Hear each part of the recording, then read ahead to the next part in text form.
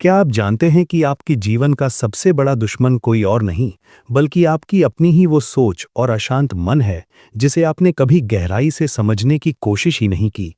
अक्सर हम अपनी किस्मत को कोसते हैं, अपनी असफलताओं का दोष दूसरों पर मढ़ते हैं और दूसरों की चमक-धमक देखकर खुद को दुनिया का सबसे अभागा इंसान मान लेते हैं।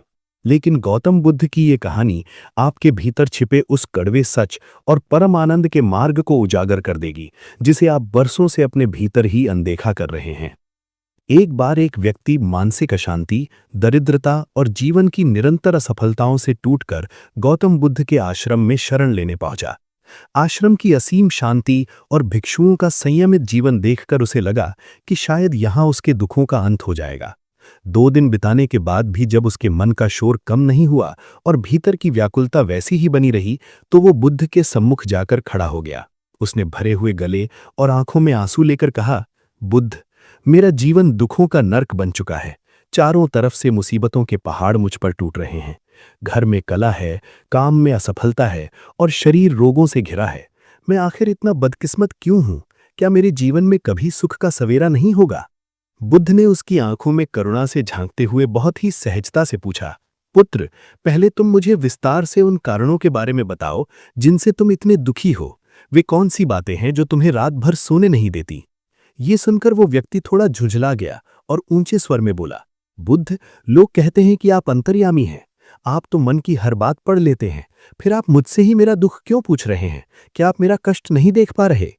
बुद्ध ने एक शांत और गंभीर मुस्कान के साथ उत्तर दिया, तुम ये बहुत बड़ी गलती कर रहे हो कि कोई बाहर से आएगा और चमत्कार करके तुम्हारी सभी परेशानियां खत्म कर देगा। ऐसा कभी नहीं होने वाला। जब तक तुम खुद अपने भीतर झांक कर अपने दुखों को पहचानोगे नहीं और उन्हें स्वीकार नहीं करोगे, तब तक कोई भी दिव्य शक्ति तुम्हें उनसे बाहर नहीं निकाल सकती। मैं तुम्हें केवल मार्ग दिखा सकता हूं, लेकिन उस पर चलना तुम्हें ही होगा। तुम खुद ही अपने उद्धारकर्ता हो और खुद ही अपने सबसे बड़े शत्रु भी। बुद्ध ने उसे पास के एक बगीचे में ले जाकर एक खिलते हुए फूल की ओर इशारा किया और समझाया, इस फूल को देखो, ये सुबह के अंधेरे में एक छोटी सी कली के रूप में पैदा होता है। उजाला होते ही खिलता है और ये जानते हुए भी अपनी पूरी सुगंध बिखेरता है कि शाम होते ही इसे मुरझाकर मिट्टी में मिल जाना है। अगर ये फूल केवल अपने अंत की चिंता में डूबा रहे, तो क्या ये कभी खिलने का साहस जुटा पाता? क्या ये कभी अपनी खुशबू से संसार को महका पाता? इंसान की समस्या भी यही है। वो आने वाले कल के काल्पनिक डर और बीते हुए कल के पछतावे में आज की अनमोल खुशियों का गला घोंट देता है। तुम अपनी उन कमियों पर रो रहे हो जो शायद उतनी बड़ी हैं ही नहीं, बस तुम्हारी सोच ने उन्हें पहाड़ बना दिया है। बुद्ध ने उसे जीवन की नश्वरता का एक और गहरा पाठ पढ़ाते हुए कहा, कल्पना करो कि कोई तुम्हें बताए कि आज तुम्हारी जिंदगी का आखिरी दिन है और शाम को तुम्हारी मृत्यु निश्चित है। क्या तब भी तुम उन छोटी छोटी बातों, पड़ोसियों की ईर्ष्या या धन की कमी पर रोओगे? उस अंतिम क्षण में तुम्हें एहसास होगा कि तुमने अपनी पूरी जिंदगी उन चीजों की चिंता में गंवा दी जो असल में मायने ही नहीं रखती थीं। सुख और दुख स्थायी नहीं है, ये केवल हमारे विचारों और कर्मों की परछाई हैं। बुद्ध के आदेश पर उस व्यक्ति ने अगले 2 दिनों तक पूर्ण मौन धारण किया। बुद्ध ने उसे कागज और कलम देकर कहा कि वो एकांत में बैठकर अपने दुखों की और अपनी खुशियों की एक-एक सूची तैयार करे। 2 दिनों तक आत्ममंथन करने के बाद जब वो वापस लौटा, तो उसका चेहरा बदला हुआ था। उसकी आंखों में अब शिकायतें नहीं, बल्कि एक अजीब सी स्पष्टता थी। उसने बुद्ध के चरणों में गिरकर कहा, बुद्ध, मैंने पाया कि मेरे ज्यादातर दुख मेरी अपनी लापरवाही, काम से जी चुराने और दूसरों से अपनी तुलना करने के कारण पैदा हुए थे।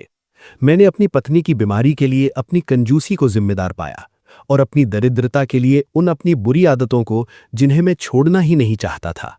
लेकिन जब मैंने अपनी खुशियों की सूची बनाई, तो मैं हैरान रह गया।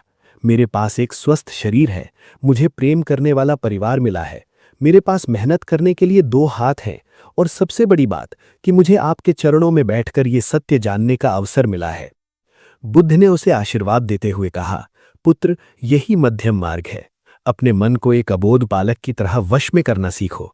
जब तुम ये जान लोगे कि तुम्हारे सुख और दुख के निर्माता तुम खुद हो, तो तुम कभी किसी और से शिकायत नहीं करोगे। जिस दिन तुम आज में जीना शुरू कर दोगे, उस दिन तुम्हारे आधे दुख स्वतः ही समाप्त हो जाएंगे। अगर बुद्ध की ये गहरी और जीवन बदलने वाली सीख आपके हृदय तक पहुंची है और आप भी अपने जीवन में सकारात्मकता और मानसिक शांति का संचार करना चाहते हैं, तो हमारे चैनल को सब्सक्राइब जरूर करें। हम यहाँ निरंतर ऐसी कहानियों के माध्यम से प्राचीन ज्ञान को आधुनिक जीवन से जोड़ने का प्रयास करते हैं। अभी सब्सक्राइब बटन दबाएं और आत्मज्ञान की इस यात्रा में हमारे साथ चलें। आपका एक छोटा सा कदम आपकी सोच और जीवन को पूरी तरह बदल सकता है। धन्यवाद।